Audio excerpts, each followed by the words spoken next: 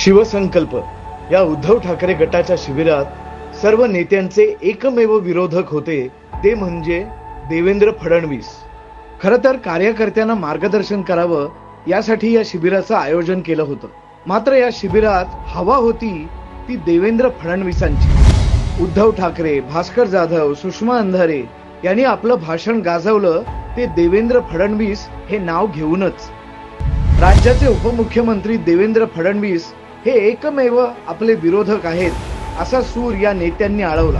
आणि इकडे मला माहित नाही माझ्या पायाशी एक ठेवले, जाऊ द्या कुठेही खड्ड्यात घाला त्याला। काही जणांना वाटलं मी त्यांना आव्हान दिलं, देखणाला कधी आव्हान नाही देत, देखणं अशी अंगठ्याने चिरडायची असतात। पण या निमित्ताने या नेत्यांना काही प्रश्न विचारावेसे वाटतात। प्रश्न पहिला, शिबिराचा उद्देश हा देवेंद्र फडणवीसांना टार्गेट करणं की कार्यकर्त्यांना मार्गदर्शन करणं?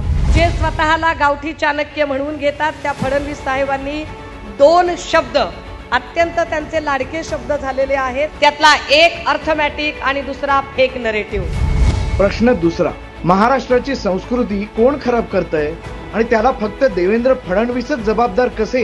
जेव्हा वाजे हे सगळं बोलायला लागतो तेव्हा तो सांगतोय की मी फडणवीस साहेबांना पत्र लिहिलंय, हु इज फडणवीस।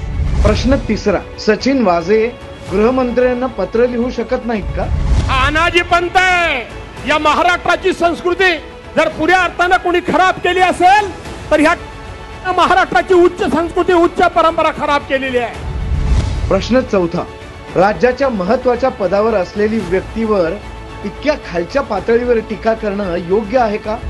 फडणवीसांना हे सगळ्यात सांगितलं गेलं पाहिजे की साहेब अभी आपका टाइम ओव्हर हो गया है, बिल्कुल ओव्हर हो गया है।